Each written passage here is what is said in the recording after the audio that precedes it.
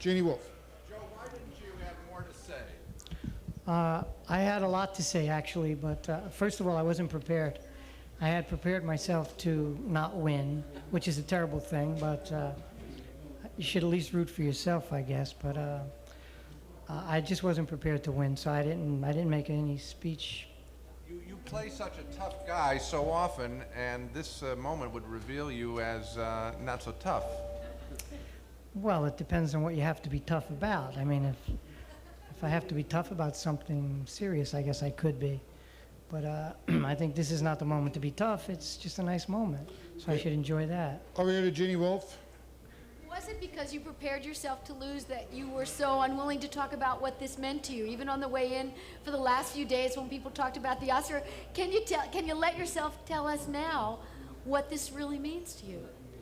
Well, I think the way everyone else feels about an Oscar. I mean, it's being honored by your peers. I mean, everybody in the Academy, all the actors, and it's not just the actors that vote.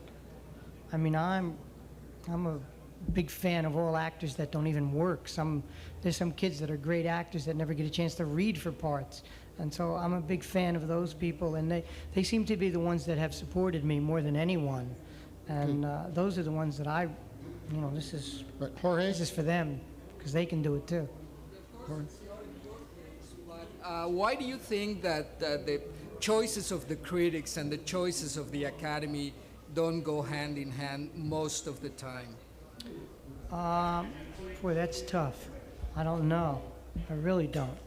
I think sometimes, sorry you guys, sometimes, not all the critics, but I think sometimes a lot of the critics fall into a category of leaning towards the commercial side sometimes, and I think that I said not everyone, don't be raising your eyebrows at me.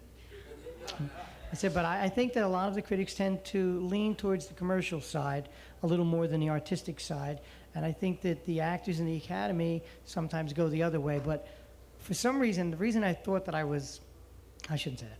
Anyway, I didn't think that I was gonna win because I had this feeling that the Academy was starting to change and go more commercial and more commercial, and not start to think artistically so much, and so I guess I was just going along with it. Okay, Roy.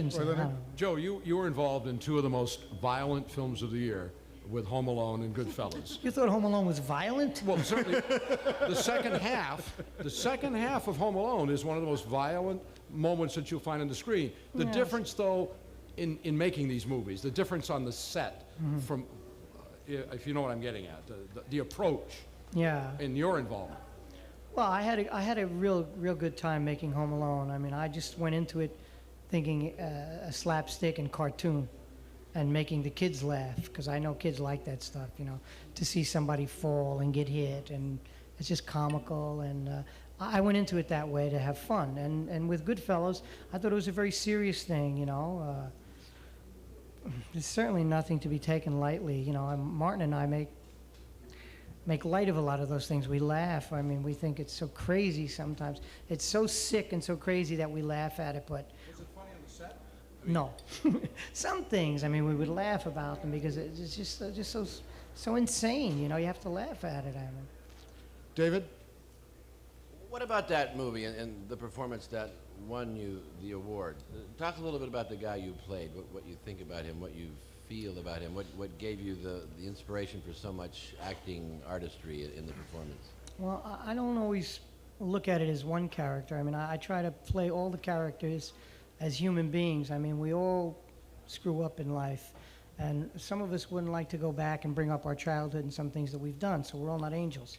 So I never look at it as somebody totally bad, but in the case of Tommy, I think that, if that's who you're talking about, and in Goodfellas, I think it's a neighborhood thing where he grew up, and he was, I always say, a victim of his environment in a way.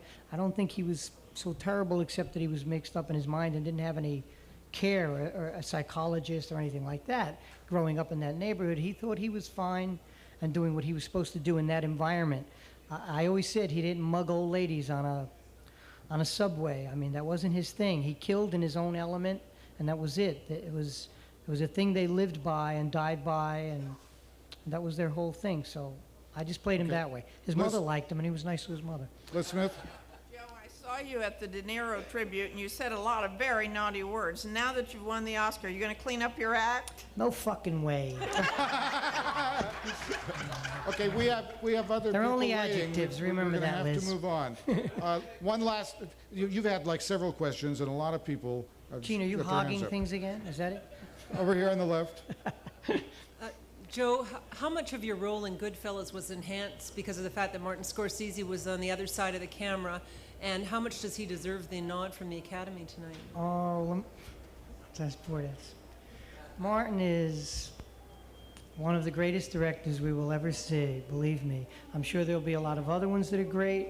There are a lot that are great. There were a lot that were great, but he's certainly one of the greatest. And he certainly deserves a nod because he is a proven product. I wouldn't take anything away from Kevin Costner if he won. I know he did a terrific job, and I'm sure he'll go on and make great movies again and again. But Martin has been making them and will always make them. Okay, we're gonna And have anyone else. You know. We're going to have to move on, ladies and gentlemen. Thank you and congratulations. Thank you. And Thank you all again. exit to your right. Whether you're happy or sad for me, thank you. Ladies and gentlemen, the honorary winners of the Thalberg Award, two of the legendary people in our business, Mr. Richard Zanuck and Mr. David Brown.